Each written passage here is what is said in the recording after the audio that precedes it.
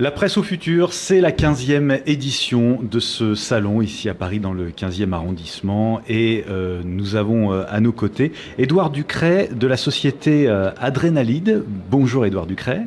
Bonjour Olivier. Cette société Adrénalide qui existe depuis 2018, pouvez-vous nous en dire plus, nous dire ce que vous y faites? Vous êtes à Lyon, hein, c'est ça? Nous sommes lyonnais, effectivement. Adrénalide est une régie publicitaire. Donc c'est un intermédiaire entre différents publishers qu'on peut trouver ici, les sites médias, et les marques, les annonceurs qui achètent de la publicité. Nous, on est spécialisé exclusivement, j'ai envie de dire, spécialisé sur un format qu'on appelle la web push notification. Voilà, la web push notification, c'est, en deux mots pour les personnes qui ne connaissent pas forcément, c'est ce qu'on voit souvent affiché sur son téléphone portable. Et nous, on travaille le format web push car c'est là le navigateur qui va proposer d'afficher une notification à l'internaute. Ça marche sur mobile et sur desktop. Ça veut dire qu'il s'agit de messages publicitaires qui s'affichent comme les notifications des différentes applications qu'on peut avoir sur le smartphone. Exactement. Donc en fait, on a un petit peu détourné au départ l'objectif de la notification, un peu comme en emailing. C'est-à-dire qu'au départ, la notif, c'est surtout pour que les e-commerçants, les éditeurs puissent communiquer auprès de leur audience sur du contenu de leur audience, du contenu édito. Et nous, on est allé sur le versant publicitaire, donc permettre aux éditeurs d'afficher des campagnes d'annonceurs tiers avec ce levier. Donc voilà, on est sur un format qui permet de générer des revenus intéressants. Qui dit publicité, que ce soit sur Internet ou sur mobile, dit ciblage. Comment cette force de proposition que vous avez de par votre régie publicitaire, elle est-elle ciblée de façon à satisfaire tous les clients que vous avez? Bonne question, mais alors nous on est très RGPD et à ce titre donc on n'a aucune donnée. La seule chose qu'on récupère c'est une adresse IP qu'on va hasher, c'est-à-dire on va l'encrypter, mais on va surtout faire du ciblage qu'on appelle comportemental, c'est-à-dire que nos partenaires c'est notamment des sociétés comme Criteo ou des plateformes programmatiques comme Impactify ou Outbrain.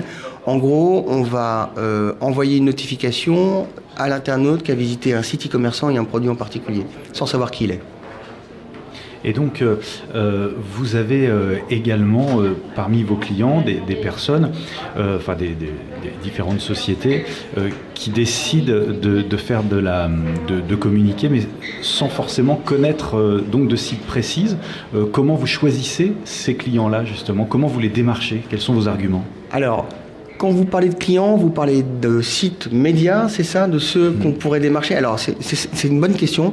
En fait, on s'en fiche complètement du support. Vous allez être étonné par cette remarque, parce que ce qui nous intéresse, c'est pas le support, mais la personne. Je m'explique. Même si mon annonceur, c'est, mettons, BMW. On pourrait dire BMW veut communiquer auprès de supports en adéquation avec sa marque, peut-être des supports premium, une cible CSP+, etc. Nous, il ne faut pas oublier qu'on est sur l'écran de l'internaute. On n'est pas sur le support. Alors qu'on ait collecté le consentement de Madame Dupont sur le site golfplus.com ou sur le site cueillirdeschampignonsdalsace.fr, on s'en fiche. Ce qui nous importe, c'est cette Madame Dupont qui va recevoir sur son écran de téléphone une notification de BMW. Et pour rebondir encore sur votre question, c'est intéressant d'avoir cette info. Du coup, on est ce qu'on appelle brand safety. Il y a un problème en publicité digitale, c'est en programmatique notamment, c'est qu'il est très difficile aujourd'hui pour l'e-commerçant, l'annonceur, de savoir exactement sur quelle page pub, sur quel support il a été affiché. Il y a des scandales, le plus gros annonceur du monde s'appelle Procter & Gamble, a vu des bannières de ses produits affichés sur des sites qui prenaient le djihadisme, par exemple. Donc c'est très compliqué, donc il a carrément fait un machine arrière pour revenir à ce qu'on appelle du gré à gré, c'est-à-dire vraiment négocier support par support. La web push notification, par ADN, par essence, il n'y a pas de souci, on est sur l'écran de téléphone de l'internaute. Donc voilà, on se moque un peu du support.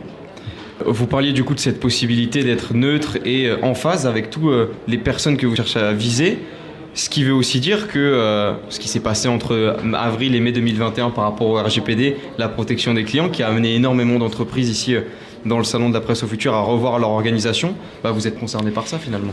Alors, on n'est pas concerné parce qu'on était déjà très compliant avec les RGPD puisqu'on a un consentement. La petite fenêtre autorisée, bloquée qu'on voit sur les sites, c'est vraiment, on a un consentement.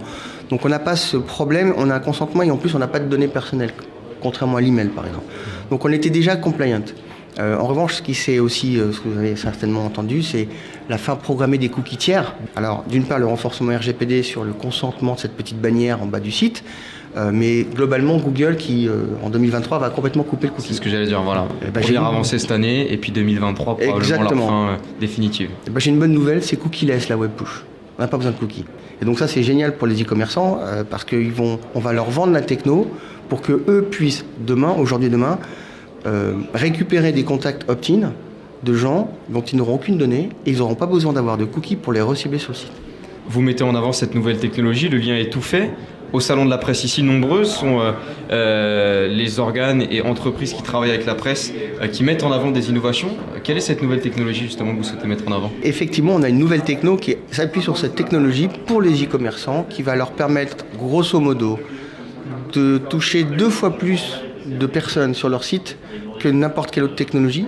Web Push, pourquoi ? Parce que ce double métier que nous avons de solutions SaaS Web Push et de régie publicitaire nous permet de toucher plus de 19 millions d'internautes en France. Donc concrètement, mon client, lorsque je vais voir un de mes internautes qui a accepté de recevoir les notifications de Marie-Claire par exemple, si je le vois sur le site de l'e-commerçant, je vais pouvoir le mettre à la disposition de l'e-commerçant.